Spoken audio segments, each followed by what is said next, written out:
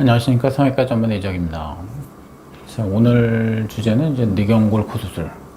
늑연골을 이용한 코수술에 관한 것인데, 우리가 이제 코수술에 있어가지고 어떤 위치에 있느냐면은 이제 최종병기라고 우리가 보통 이런 얘기를 이제 하는데, 게임에서도 그런 얘기를 하고, 늑연골 이상의 재료가 있을 수가 없어요. 그러니까 뭐 어느 때는 항상 늑연골이 좋다 이렇게 얘기를 할 수는 없죠.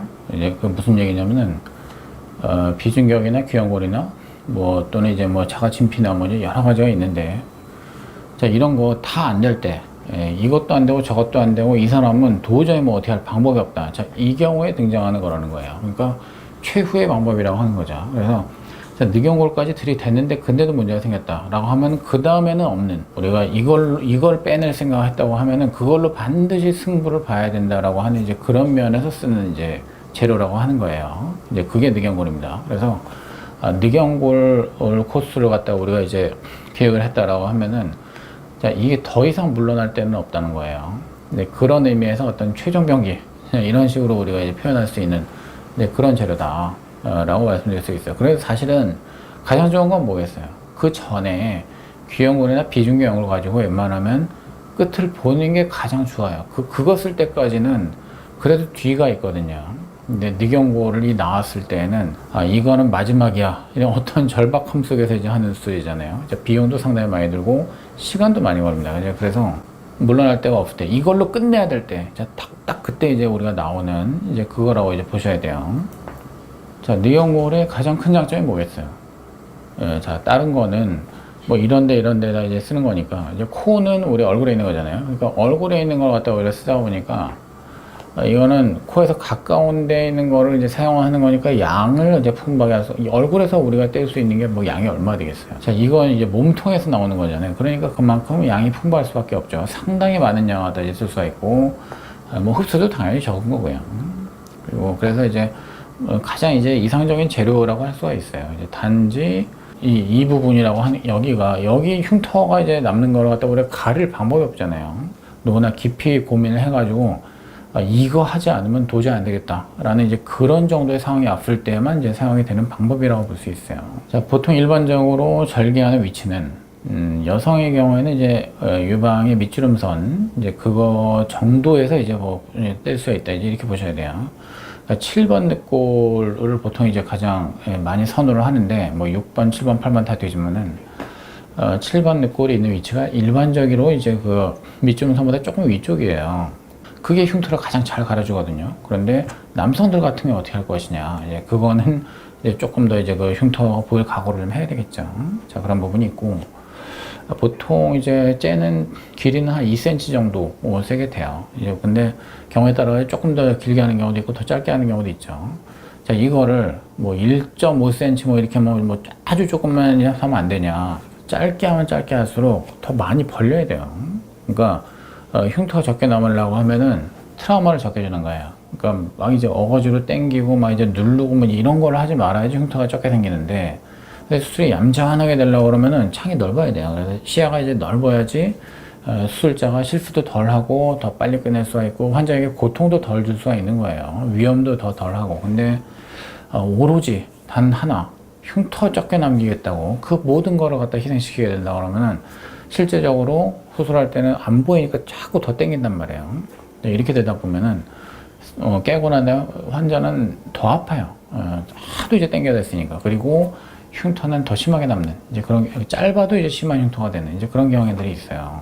근데 오히려 조금 넉넉하게 이제 그 절개를 하는 게 최종적으로 흉터가 덜 남게 될 수 있는 그런 방법이 될 수가 있습니다. 자, 그리고 늑연골에서는 항상 이제 휨에 대해서 얘기가 많이 나오는데, 늑연골을 통째로 잘라가지고 코에다 이렇게 딱 이제 집어넣고 보니까, 자, 얘네들이 이제 휘는 현상들이 이제 많이 발생, 거의 다 휘더라는 거예요. 거의 다. 그럴 수밖에, 어떤 생체 조직을 넣든지 간에 그런 식으로 넣으면은 다 휠 수밖에 없어요. 그래서 자, 늑연골은 많이 휜다. 자, 이 얘기는 사실은 제가 볼 때는 정확한 어떤 표현의 명제라고 할 수가 없어요. 자, 늑연골은 많은 양을 뗄 수가 있잖아요. 그럼 이제 많은 양을 갖다 한꺼번에 때려 넣으니까 이제 그러면은 휘어 보일 수밖에 없는 거예요, 결과적으로. 근데 비중격이나 뭐 이제 귀여우나 이런 애들은 어떠냐면 요만큼 넣잖아요. 걔네들은 휘어봤자 눈에 그렇게 잘 안 보이는 거예요. 근데 늑연골은 왕창 때려 넣으니까 그런 거고, 많이 휜다라고 하는 거는 서양 사람들의 경우에 우리하고 영어를 쓰는 용도가 다르기 때문에 이제 그런 물론 이제 같은 용도를 많이 쓰는데 그런 게 있는 거고, 자 저거를 하나하나 이제 분리해 가지고선 코의 어떤 이제 구조에 맞게 비주 쪽에다가 세우고, 또 이제 비중격각, 중격각이라고 하는 septal angle라고 하는 데가 있는데 그런 쪽에다가 이제 세우고 이제 그러저러한 이제 용도로 갖다 쓴다고 그랬을 때는 휨이라고 하는 게 그렇게 이제 적나라하게 바깥에서 보이게 될 리가 없죠. 그래서 늑연고를 물론 이제 상당히 많은 양을 통째로 써야 될 때도 있기는 있는데, 대체적으로는 그런 이제 어떤 휨의 문제가 없게 하려고 하면은 부분 이렇게 놓아가지고 쓰는 거예요.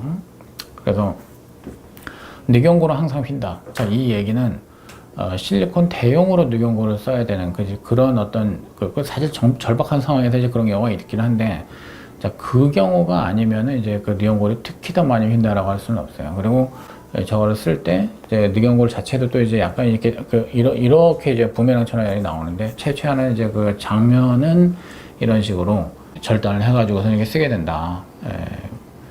자, 늑연골에서 이제 연골을 싸고 있는 연골막이 있어요. 그 연골막을 이 아래쪽은 시야가 없잖아요. 안 보인단 말이에요. 이제 가려가지고. 근데 이거를 갖다가 우리가 잘라내게 되면은 그 자르는 동안에 그거랑 붙어 있는 흉막, 이제 그걸 찢으면은 기흉이라고 그래가지고 폐를 갖다가 이제 공기가 억누르게 되는, 자, 그런 이제 상황이 있을 수가 있어요. 그래서 호흡곤란이 올 수 있는 이제 상황이 될 수 있는데, 사실 저거 하다가 이제 그 정도 호흡곤란이 올 정도로 공기가 많이 들어가는 그런 상황이 되기는 상당히 어렵죠. 어쨌든 이제 기흉은 기흉이니까 이제 그건 조심해야 되는 이제 그런 게 좀 있고요. 이제 어떤 경우에 이제 늑연고를 쓰느냐, 7mm 정도 이상의 이제 용비를 해야 될 때요. 이제 코를 갖다가 좀 많이 높여야 되는 이제 그런 경우, 근데 실리콘은 쓰기 싫고, 자, 그런 경우나 아주 작거나 구축이 일어나면 확 짧아져 있는 코, 강한 힘을 가지고서 버텨줘야 되는 재료가 필요한데 그게 다 자가용고래야 돼. 그러니까 이물질이면 안 된단 말이죠. 이물질 때문에 생긴 부작용인 경우가 많으니까 또 이물질로 그거를 구제한다는 게 말이 안 되잖아요. 그래서 자가용고를 써서 늑연고를 갖다 이제 하는 그런 경우가 있는 거고요.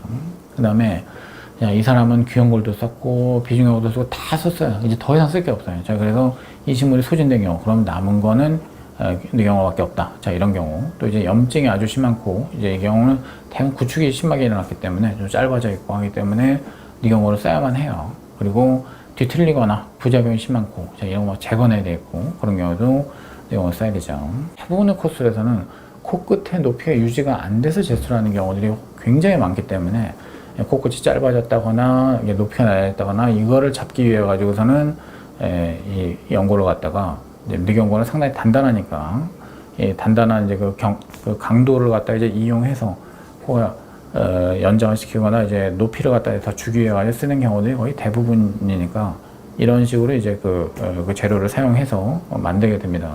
자, 늑연고를 쓰면서 이제 가장 어려워하는 경우가 이제 가장 당황스러운 경우는 뭐냐면은 딱 들어갔는데 골화된 경우가 있어요. 자, 이제 노인들에서 이제 그런 경우들이 많이 있는데, 좀 더 빨리 나이에 비해 빨리 이 연골들이 골화되는 경우가 있는데, 자, 이 경우에는 잘 잘라지지도 않고 채취하기도 힘들고, 채취를 했는데 그걸 또 이제 코에 맞게 조각하기도 힘들어지는 경우들이 있어요. 골화가 이제 되어 있는지 아닌지 그걸 갖다 이제 수술 전에 좀 CT까지 찍어가지고서는 이제 확인하는 게 좋다, 이런 얘기를 하는 경우가 있어요. 그래서 이건 수술하기 전에 체스트 CT를 다 찍는다, 이거는 상당히 비용을 또 이제 그 환자분 본인이 많이 내야 되잖아요. 그래서 다 이렇게 할 수는 없고, 좀 나이가 좀 드신 분이 이제 늑연고 수술을 한다고 할 때는 흉부 CT를 갖다 좀 찍을 수 있다면 찍는 게 사실 좋다고 생각이 돼요. 그래서 거기서 석회가 있네, 자, 이러면은 늑연고를 포기하고 다른 재료를 생각하는 게 더 낫다, 이렇게 이제 돼 있죠. 자, 어쨌든 이제 늑연고 수술을 했을 때 좋은 점들은 굉장히 많은데,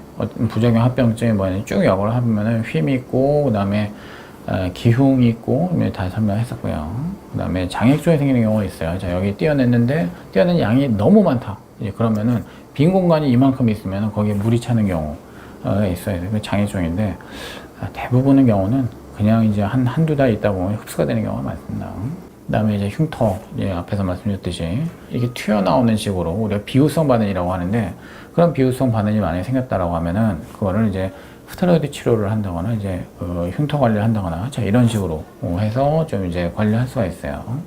총괄적으로 얘기를 하면은 귀나 비중경골 이런 거는 흉터나 채취 문제가 거의 없기 때문에 없이 얻을 수가 있고, 그리고 부분적으로 이제 코수를 할 때 이식을 해서 이상적인 재료들이에요.